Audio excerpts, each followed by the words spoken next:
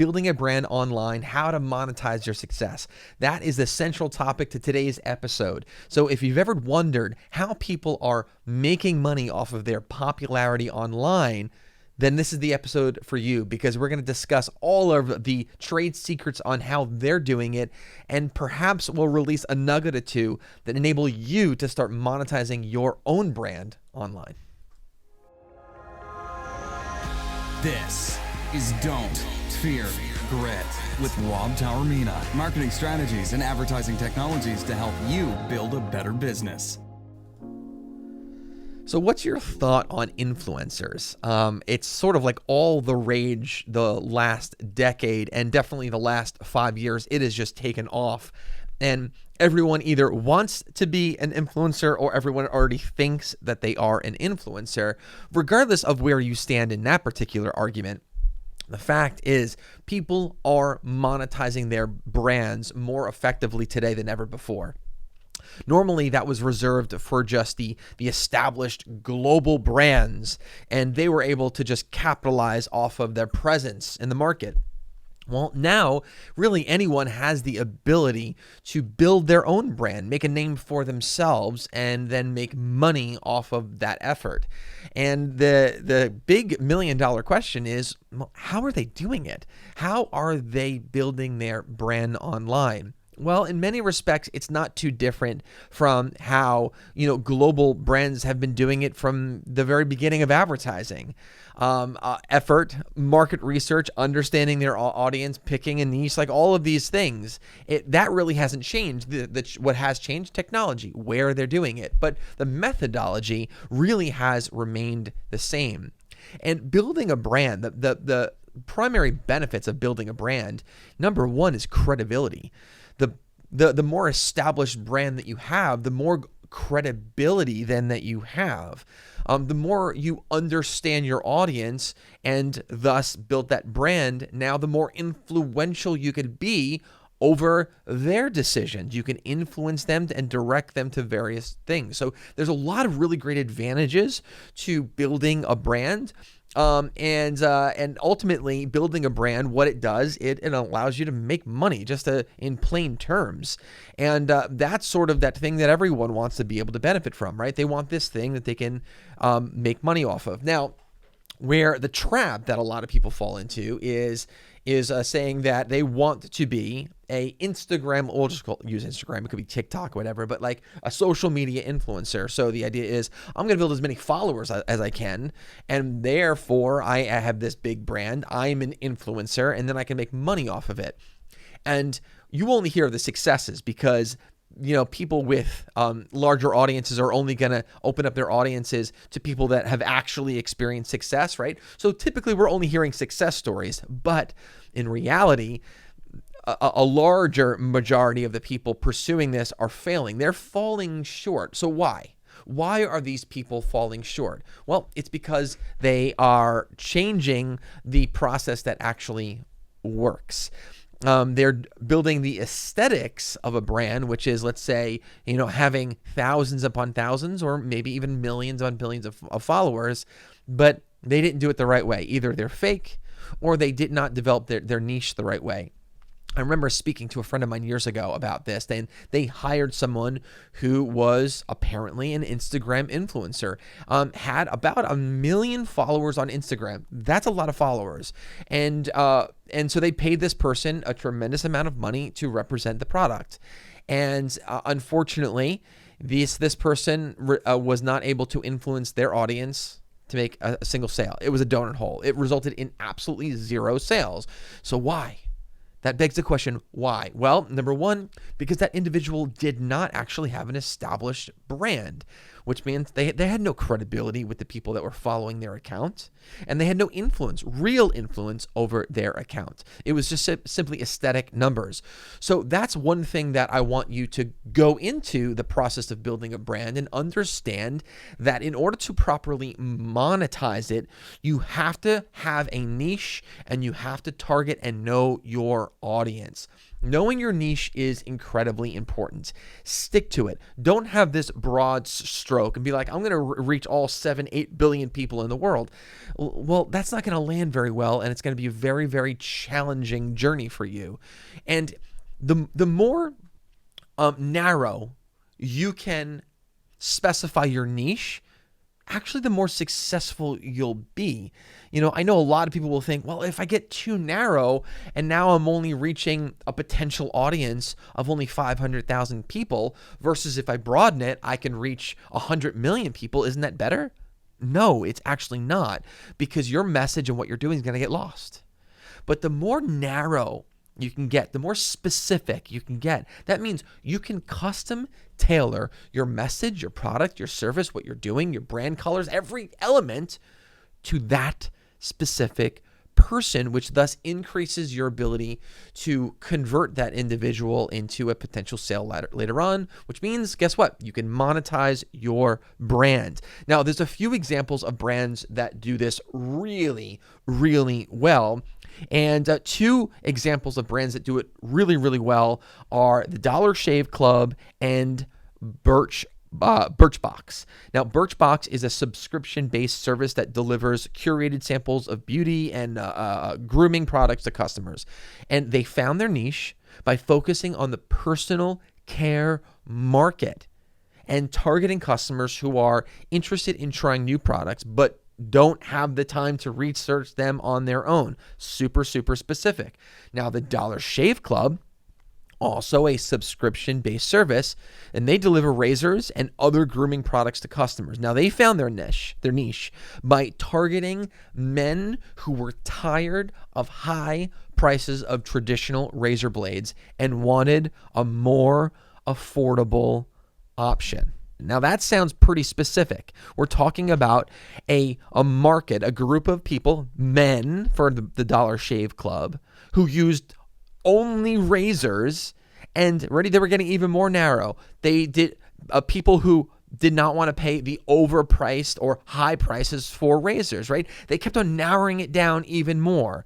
They said, all right, we're going to go after men. We're going to go after guys who wanted razors. We're going to go after guys who wanted razors who felt like they paid too much money. We're going to go after guys who wanted razors who felt like they were paying too much money and wanted a subscription model, right? So they kept on getting narrow. And that is what contributed to their success, because they were able to create an experience custom tailored to pretty much a single individual. And that custom experience has helped them to become incredibly successful. Now, what are some types of valuable content? What are some tips that we can pull from Dollar Shave Club and from Birchbox on how to create this content and how to engage with the audience? Well, number one, understand your audience. You heard me say this earlier. One of the most important tips for creating valuable content is to understand your target audience. You need to know what your audience interests are, what their needs are, what their pain points are, in order to create content that will resonate with them. This is going to ultimately help you to create content that is relevant, interesting, and valuable for your audience. Now, the other one is to use various forms of content. People consume content in different ways, so it's important to use various formats of content, such as could be articles, videos, infographics, podcasts, like you guys are listening to right now. This will help you to reach a wider audience and ensure that your content is easily accessible to different types of learners. Very important to listen to that word, learners. Additionally, this can also help you to engage with your audience more effectively by providing different options for them to consume your content. You know, it's very arrogant to assume that all of your customers or your entire audience is only listening or watching in one way. That's very arrogant, and it's going to lead to you to set yourself up for failure. The reality of it is your audience is consuming content in many different ways. And remember, social media is not an answer. Because even within this umbrella of social media, there's many different platforms, thus different ways people are consuming content. TikTok is different than Instagram, which is different than Facebook, which is different than Twitter, which is different than YouTube, which is different than Pinterest, and the list goes on and on and on. And each one of those platforms has really created a culture and trained their users to consume information in a certain way. Therefore, you have to create content based on the expectation on how people are, in fact, consuming that content. You could say all you want about your level of arrogance, that I'm only doing this, and if people want it, then this is where they're going to have to go. Well, then I'm going to rephrase it this way. If you're going to be so arrogant as to say that the only way that people are going to be able to consume your content is if they go on the platforms that you're comfortable with, well, then I'm going to reword it for you. Then you're going to have to be comfortable with the fact that you're only going to make a certain amount of money. You're only going to be able to scale your business to a certain amount, and you're only going to reach a limited audience. You're limiting your ability to infiltrate and influence the market if you are going to allow your arrogance to influence your decision. Does that make sense to you guys? It's so important for us to understand the market more than what we just can see. We've got to dig a little bit deeper, look under the surface, and it will reveal to us amazing opportunities. There's so much more opportunities for us than the things that we can just see that's right in front of us. So those were some of the tips for creating valuable content and as far as engaging with your audience. Here's sort of, I'm going to add some more value here. I wasn't going to say this, but I'm going to add some more value here. You want to encourage engagement with your content. Your content is not just a glorified sales pitch let me get my camera. For those who are watching, I'm sorry here. I'm gonna get my camera back. I want to talk to you guys here, right? So if you're listening, sorry, this is not for you, this message, but the message is, but the visual is not, right? So, but I want to talk to you guys here. It is so important for us to understand that the messaging that we're releasing, it could be an advertisement, a piece of content, a video, a picture, whatever the graphic that we're designing. It shouldn't just be a glorified sales pitch. It should not be a glorified brochure or a postcard. It should be you should be able to interact with it. You should encourage the people who are seeing it to interact with it. You want engagement. It's social media. It literally has the word social that categorizes the platforms that they're on. So if you are going to put a piece of content on a social media platform, it better have some layer of engagement built into it. Because if it's just a postcard, don't complain if you don't get people to respond. There, I said it. Another thing is be consistent. This is a little bonus. I wasn't going to actually talk about this, but I can't stress enough the importance of consistency. Don't just put one thing up and expect the entire world to see it. You need to put layers upon layers upon layers of content out there. And you got to understand, even in the older school world of the traditional advertising and radio, even with radio, back in the day when it was incredibly influential, it was a long-term game. It was a game, right? And they knew, and everyone knew in the advertising world, you can't just make one radio spot and expect it to be a game changer and move the needle for your business. You knew that you needed to be committed for several months, and you need to be doing hundreds of spots in order for your message to actually infiltrate the market and actually develop the brand. Radio advertising was about brand development. The same thing with social media. Now, where you could be more influential faster, you absolutely still need consistency to make sure you remain top of mind. Let's talk about some obstacles here, because I know there's I got a little bit of a heavy tone, man. The last couple episodes, I've been I've been allowing this heavier tone to sort of come through, and I'm unapologetic about that, because these are just subjects that I'm incredibly passionate about, and these are also subjects that I sometimes get a little bit frustrated over, because people don't listen, and sometimes, and I know a lot of you can relate to this, and I know this is a strong statement, but you guys can relate. Think about what it is that you're doing that you're really good at. Your business, if you're a teacher, and like you're pretty good at it, and then someone who enters a conversation with you who has no experience, never studied it, never has ever used whatever, if it's a product, whatever, like has just zero knowledge on it, but they enter the picture as an authority and they're trying to tell you what to do. It's somewhat frustrating, right? So that's why for this is like a sort of like, it touches on that a little bit for me, because I see the problem that people are having. I can identify these obstacles and I can identify it for them, but they don't want to see that it's an obstacle for themselves. I mean, my goodness, that's a whole other episode, and maybe we'll go into that, because there's a whole psychological component to that, and that really is a barrier for a lot of people. But that's not what this particular show is about. But this is just to explain to you guys sort of where I'm coming from, why the last few episodes of the show I've had a little bit of a stronger tone, and because typically I try to be like super sensitive to everyone listening in, and I'm still being sensitive, but in this case I'm being sensitive to potentially what the problems could be, and I don't want you to have problems. I want everyone to be successful. I genuinely want everyone listening to be incredibly successful. I want them to be more successful than I am. I want them to be more successful than they realize that they can be. So that's sort of where I'm coming from, just to explain a little bit more why maybe you feel like, man, wow, Rob's tone has changed over the last few episodes. I agree it has, but there's good reason to it, and it's probably not going to last long anyway, this particular tone. But anyway, let's talk about two difficulties. These are obstacles that, if you already haven't experienced this, that I'm trying to manage expectation here, right? So these are two obstacles that could arise when monetizing a brand. But I'm not just going to give you the problem, the obstacles. Obviously, I'm going to give you the solution as well. But two of the obstacles are, one is measuring ROI. It is a challenge for people to accurately measure the return on investments on projects like brand development and then monetizing that brand, because there's elements to a brand that it's hard to track.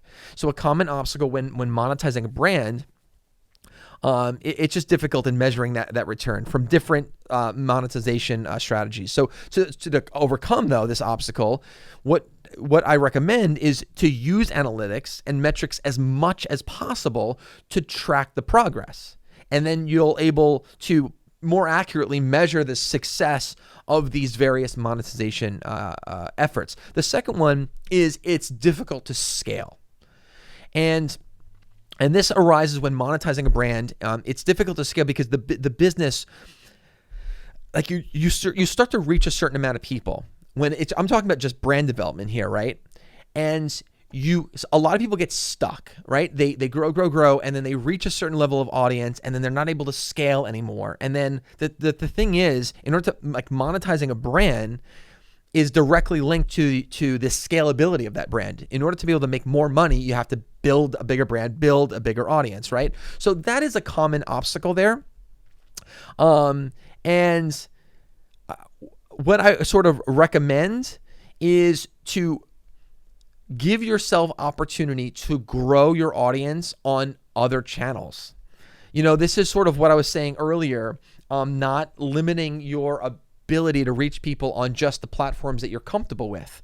So you might start launching your brand, and I actually recommend this as a growth strategy, or a launch strategy rather, is you first launch brands on the platforms you're most familiar with and you use the most. And once you do that, you're gonna hit a point where you feel like you're not growing at the same rate you were.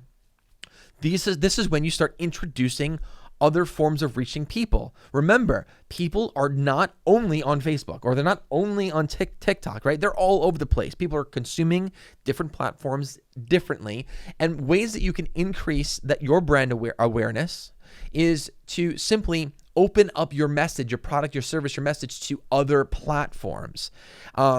which is one of the reasons, by the way, why I absolutely am obsessed with podcasting, because podcasting is one of those few things that allows you to infiltrate a lot of things versus it just being one thing. Like, podcasting is not just podcasting. Podcasting has so many arms and legs and infiltrates so many things. It's amazing. But that's why, like, in order to be able to really elevate your brand, ways that you could do that is introducing email marketing, newsletters. You can then introduce, like, obviously, like, podcast in a traditional audio format. You can do hybrid video and audio. You can then start introducing other people into your brand. You can actually start now increasing your audience by branching off. Like, remember, when you start, you're going to be very niche specific. But then once you start elevating your brand, building your brand, one way to expand the brand is to introduce other products. The Dollar Shave Club is a great example. They started off just razors. Then once they elevated that brand and they infiltrated that market, what's one way that you can increase the reach a little bit more? Introduce new products. And they did that with the various creams and whatnot. So that's just, one little example there. But even through all that, how do you then stay motivated? What is the secret here? Now, out of everything that we've talked about so far, I think this is going to be probably the most important for everyone, because everyone's going to reach a point where they're a little bit discouraged and disappointed, and they're going to need that little sort of like energy, that little spark to help push them over the edge. Here are 5 ways to stay motivated and consistent during this monetization and brand building journey. 1, set clear and measurable goals. Setting clear and measurable goals can help to keep you motivated and on track during the monetization process. And now these goals, they should be very, very specific, right? They should be specific, measurable, attainable, relevant, and time bound. Remember the whole SMART thing? We did a whole episode on SMART, the acronym SMART. If you've never heard it, I did not come up with that. You can Google it. It is actually amazing. But by having a clear understanding of what you want to achieve, you'll be able to stay focused and motivated to actually achieve them. The next one is manageable tasks. You want to break down the process into manageable tasks. Now, monetizing a brand can seem like this daunting task, especially if you're just starting out. To stay motivated and consistent, it's important to break the process down into even smaller, manageable tasks. This will make it easier to focus on one thing at a time and will help you to see the progress that you're actually making. Next, track your progress. You want to keep track of your progress. By doing this, it can help you to stay motivated and it'll help you to stay consistent. Measuring and monitoring your progress will give you a sense of accomplishment, and it'll help you to see the progress that you're actually making. Don't assume that you're going to remember all this stuff. Keep track of it. This can also help you to identify maybe where you need to make some adjustments and improvements in this particular, monetization brand growing strategy. Next, surround yourself with like-minded people. I can't emphasize this one enough. You got to do it. You are going to be the average of the 5 most successful people in your life. And if you are outperforming all 5 of them, well, then you got to level up. You got to level up than the people that are around you. Being surrounded by people who share similar goals and values can help you to stay motivated and consistent. You could do this, even remotely by like joining online groups, joining communities, attending more networking events, connecting with other entrepreneurs or business owners. Instead of them just looking like they are the enemy, they're a competitor. Well, you know what? You're both an entrepreneur, and I'm sure, guess what? You're both having some struggles and similar things. Remember, the tide rises for all ships. Why don't you work together to figure that stuff out? And the last thing I want to touch on here is the reward yourself. Why is this such a bad thing to do? You should. Don't forget to reward yourself for all the hard work and accomplishments along the way. This can be one of the things that actually keeps you motivated and reminds you of why you're doing this in the first place. The last thing before we close out here is I want to give you guys some actionable steps to start monetizing your brand. Now, you probably already have a ton of ideas after listening to the show, and I'm just going to maybe say a few more things here that might spark an interest somewhere, right? And one actionable step that for people to start monetizing their own online brand would actually be first to conduct thorough market research. I do a tremendous amount of market research. I'm not going to assume that I know everything all of the time and I have a crystal ball. I don't. I actually rely on market research to make a lot of decisions. And I want to encourage everyone to also put a lot of value into doing that. And this could include understanding your target audience, identifying, helping you to identify their pain points, and also researching the competition. This is the big one of mine, is also very revealing. But by gaining a clearer understanding of the market, you're going to be able to identify opportunities to make money that will align with your brand values and your mission. That's very important in order to sort of maintain this consistent level of motivation. And then once you have this good understanding of the market, then start to experiment. Just do it. Don't research anymore. At that point, just do it. And the best next step is actually just taking the next step. And try different monetization strategies. Some will work, some might not work. Some need tweaking, right? And along the way, in order to identify the ones that work and don't work and the ones that need tweaking, well, guess what? You're going to measure those results. You're going to keep track of all that stuff. And from there, you can develop a more refined monetization plan that's going to be custom tailored to what it is that you're doing. And before you know it, you're going to have this established brand that you're making money off of. Now, before we close out the show, I want to actually put a dollar figure on this. I want you to be realistic about this. Don't use necessarily someone else's life, someone else's successes, someone else's goals, and copy and paste. That could be a basic guide, but you are different from everyone else. You needed to develop your own goals and set up your own successes.